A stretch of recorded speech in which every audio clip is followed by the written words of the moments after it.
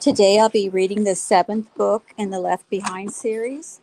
This book is called The Indwelling, and I'll be reading chapter 1 today.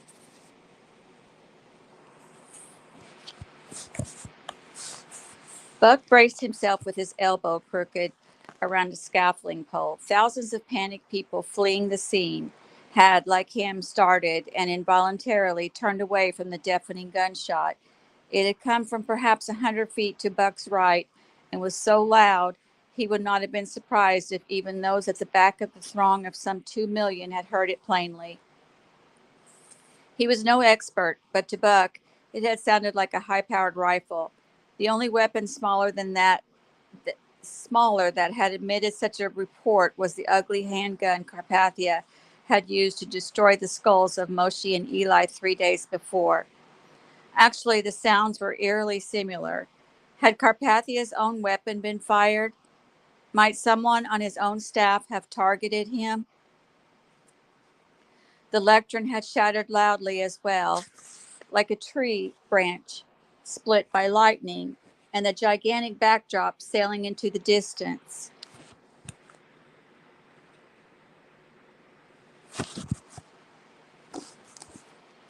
Buck wanted to bolt with the rest of the crowd, but he worried about Chaim. Had he been hit? And where was Jacob? Just 10 minutes before, Jacob had waited below stage left where Buck could see him. No way Chaim's friend and aide would abandon him during a crisis. As people stampeded by, some went under the scaffold. Most went around it, and some jostled both Buck and the support poles, making the structure sway. Buck held tight and looked to where giant speakers 3 stories up leaned this way and that, threatening their flimsy plywood supports. Buck could choose his position, step into the surging crowd and risk being trampled, or step up a few feet on the angled crossbar. He stepped up and immediately felt the fluidity of the structure. It bounced and seemed to want to spin as Buck looked toward the platform over the tops of 1,000 streaking heads. He had Carpathia's lament and Fortunato's keening, but suddenly the sound, at least in the speakers above him, went dead.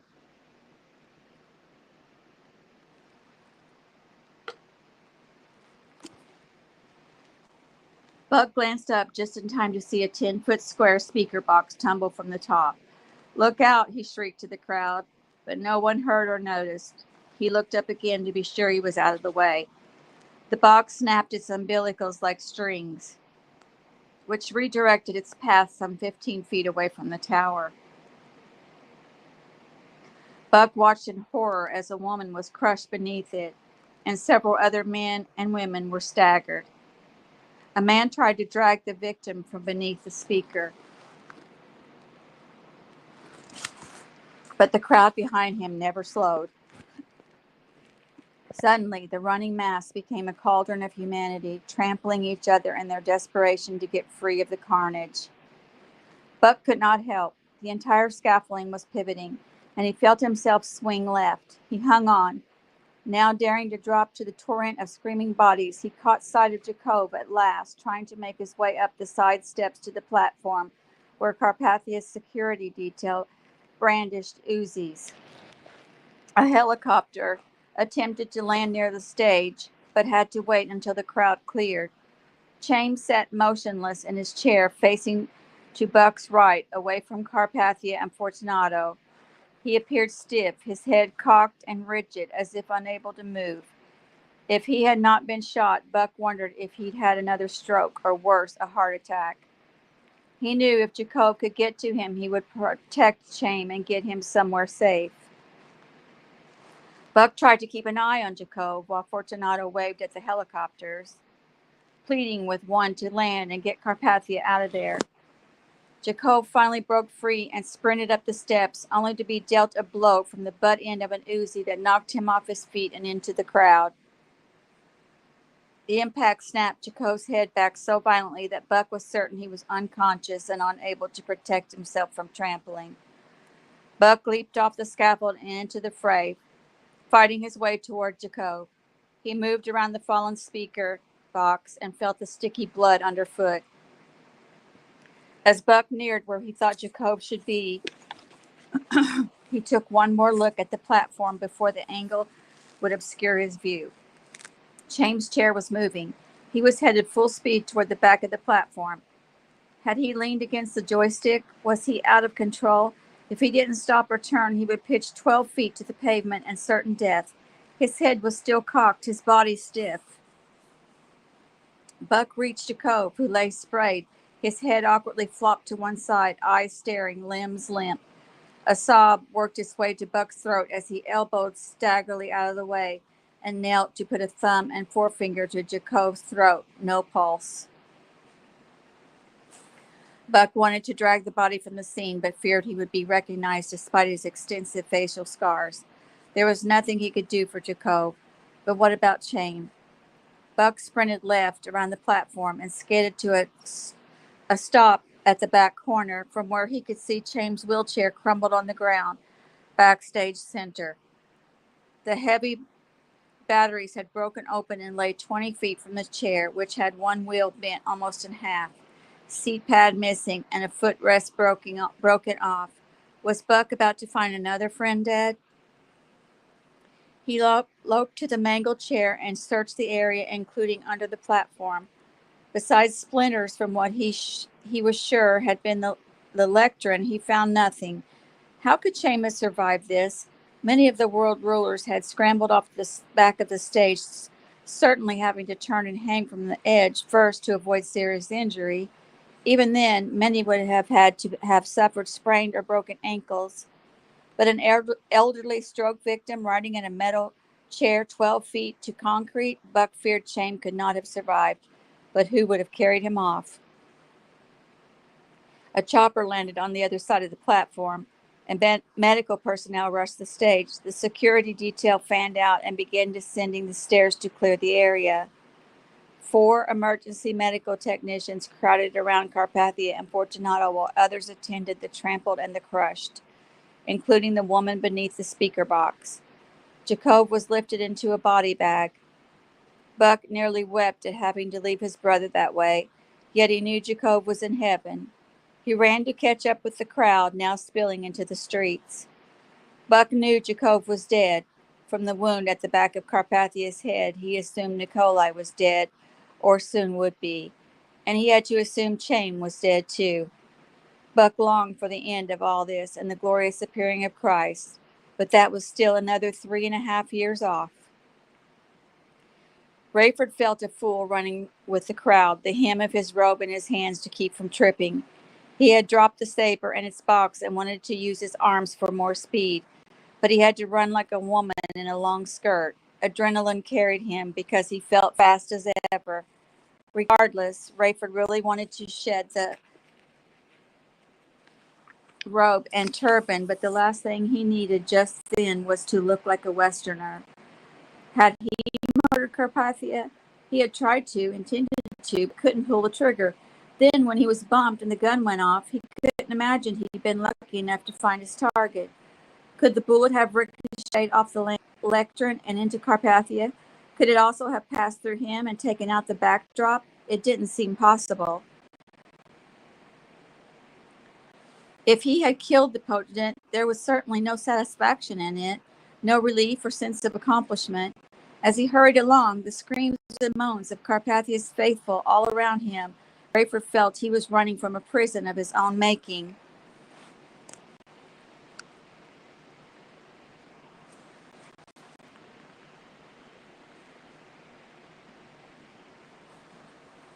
He was sucking wind by the time the crowd thinned and began to disperse, and when he stopped to bend at the waist, hands on his hips to catch his breath, a couple hurrying past him said, "Isn't it awful? They think he's dead." "It's awful," Rayford gasped, not looking at them.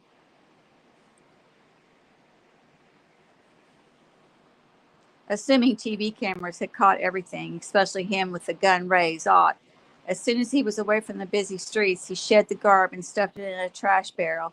He found his car, eager to get to Tel Aviv and out of Israel before it became impossible. Max stood near the back of the throng, far enough from the gun that the report didn't reach his ears until after the massive crowd began to move.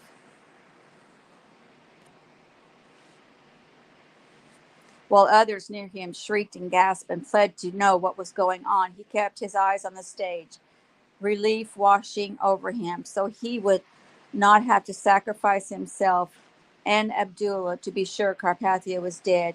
From the commotion down front and from his view of the platform via jumbo screens nearby, it was clear to Mac that Nikolai had suffered the massive head wound believers knew was coming.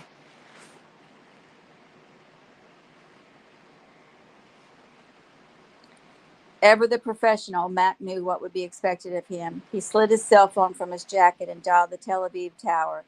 You got a jockey certified to shuttle the 216 to Jerusalem? Already looking, sir. This is a tragedy. Yeah. Mac dialed Abdullah. From the limited noise in the background, he could tell his first officer was not at the gala. You hear, Ab? I heard. Shall I go get the Phoenix? Hang loose. They're trying to get it here. I saw you leave the hotel. Where are you?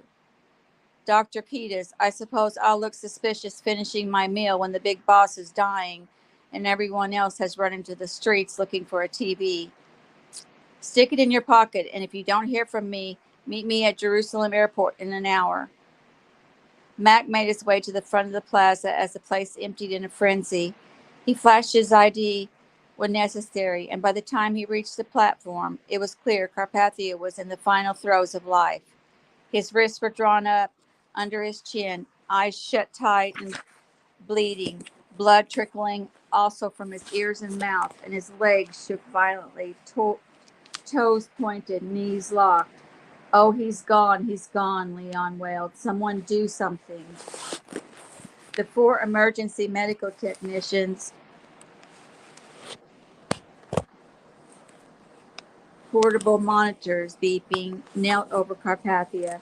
They cleared his mouth so they could administer oxygen, studied a blood pressure gauge, pumped his chest, cradled his head, and tried to staunch the flow from a wound that left them kneeling in more blood than it seemed a body could hold. Mac peeked past the panicky Fortunato to see Carpathia's normally tanned hands and face, already pale. No one could survive this, said, and Mac wondered if the bodily movements were merely posthumous reflections. There is a hospital nearby, Commander, one of the EMTs said, which threw Fortunato into a rage. He had just made eye contact with Mac and seemed about to say something when he turned on the EMT. Are you crazy? These people are not qualified. We must get him to New Babylon. He turned to Mac. Is the 216 ready? On its way from Tel Aviv. Should be able to lift off in an hour. An hour? Should we helicopter him straight to Tel Aviv? Jerusalem Airport will be faster, Mac said. There's no room to stabilize him in a chopper, sir, the EMT said. We have no choice, Fortunato said. An ambulance would be too slow. But an ambulance has equipment that might just get him into the chopper, Fortunato said. But as the EMT turned away, looking disgusted, a female colleague looked up at him. Carpathia was still, no vitals, she said. He's flatlined. No, Leon bellowed, bullying his way between them and kneeling in Nikolai's blood. Again, he leaned over the body, but rather than holding Carpathia to him, he buried his face in the lifeless chest and sobbed aloud. Security Chief Walter Moon dismissed the EMTs with a nod, and as they gathered up their equipment and went for the gurney, he gently pulled Leon away from Carpathia. Don't drape the body, he said. Let's load him up now. Say nothing about his condition until we're back home. Who did this, Walter? Fortunato whined. Did we catch him? Moon shrugged and shook his head. Buck ran toward the hotel. He dialed Chain's number again, as he had all along the way, still busy. The people in Chain's house, Stefan the valet, Jacob's wife, Hannelore and Hanneleore's mother, had to have been watching on TV and were likely calling anyone they knew for news of their loved ones. Finally, Hannelore answered. Jacob, she shouted. No, Hannelore, this is Greg North. Buck, she wailed. What happened? Where? Hannelore, Buck said. Your phone is not secure. I don't care anymore, Buck. If we die, we die. Where is Jacob? What happened to Chain? I need to meet you somewhere, Hannelore. If Chain shows up there. Chain is all right? I don't know. I didn't see him after. Did you see Jacob? Meet me, Hannelore. Call me from another phone. And, Buck, you tell me right now, did you see him? I saw him. Is he alive? Hannelore. Buck, is he dead? I'm sorry, yes. She began to wail, and in the background, Buck heard a scream. Hanneleore's mother. Had she deduced the news? Buck, they're here. What? Who? He heard a door smashing, a yell, another scream. GC, she whispered fiercely, and the phone went dead. On board the Phoenix 216, Nikolai Carpathia's personal physician examined him and pronounced him dead. Where were you? Leon demanded. You could have done something. Where I was supposed to be, Commander, the doctor said, in the auxiliary trailer 100 yards behind the platform. Security would not let me out, fearing more gunfire. As the 216 taxied toward the runway, Leon came to the cockpit and told Abdullah, patch me through to Director Hasid at the Palace secure line. Abdullah nodded and glanced at Mac as Fortunato backed out. The first officer made the connection and informed Leon over the intercom. With creative switch flipping, Abdullah allowed Mac to listen in, while mudding the input button to keep out noise from the cockpit. You're aware of the awful news, David? Leon said. I heard, yes, sir, David said. How is the potent? He's dead, David. Oh, but this is top secret by order of Chief Moon until further notice. I understand. Oh, David, what will we do? We'll look to you, sir. Well, thank you for those kind words at such a time, but I need something from you. Yes, sir. Scramble the satellites to make it impossible for those who did this to communicate with each other by phone. Can you do that? A long pause. Scrambling the satellites was not the exact terminology, but David could produce Fortunato's desired result. Yes, he said slowly. It's possible, of course. You realize the ramifications. Mac whispered to Abdullah. Call Buck, call Rayford, call the safe house. Leon's going to shut down communications. If they need to talk to each other, it has to be now. Tell me, Leon said. We're all served by the same system, David said. It's the reason we've never been able to shut down the Judites' internet transmissions. So if they're shut down, we're shut down? Exactly. Do it anyway. The landlines in New Babylon will still be operable, won't they? They would, and this would not affect television transmission, but your long distance is all satellite dependent. So those of us in New Babylon would be able to communicate only with each other. Right. We'll get by. I'll let you know when to unscramble. 2 minutes later, Leon called David again. How long does it take? He said. I should not be able to reach you. 3 minutes, David said. I'll check back in 4. You'll not reach me, sir. I should hope not. But 4 minutes later, Leon was preoccupied with the doctor. I want an autopsy, he said, but zero leaks about cause of death. Through the reverse intercom bug, Mac heard Leon's voice catch. And I want this man prepared for viewing and for burial by the finest mortuary technician in the world. Is that understood? Of course, Commander, as you wish. I don't want the staff butcher in the palace, so whom would you suggest? One who could use the business, frankly. How crass. This would be a service to the global community.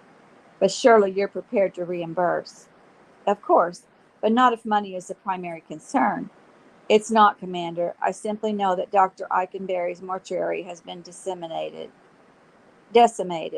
She's lost more than half her staff and has had to reorganize her business. And she's local? Baghdad. I do not want Nikolai shipped to Baghdad. Can she come to the palace morgue? I'm sure she'd be more than happy. Happy? Willing, sir. I hope she can work miracles. Fortunately, his face was not affected. Still, Leon said, his voice husky again, how do you hide the awful injury? I'm sure it can be done.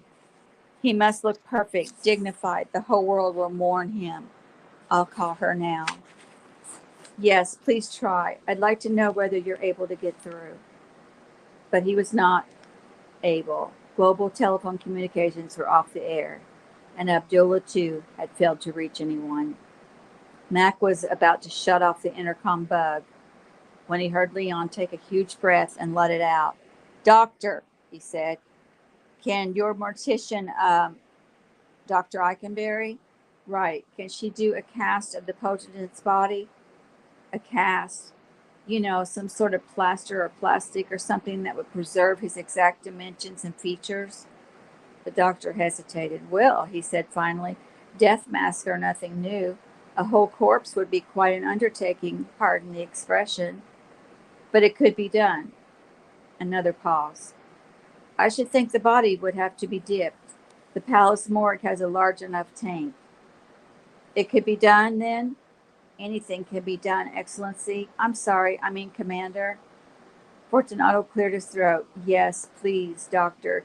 Don't call me Excellency, at least not yet. And do arrange for a cast of the potent's body.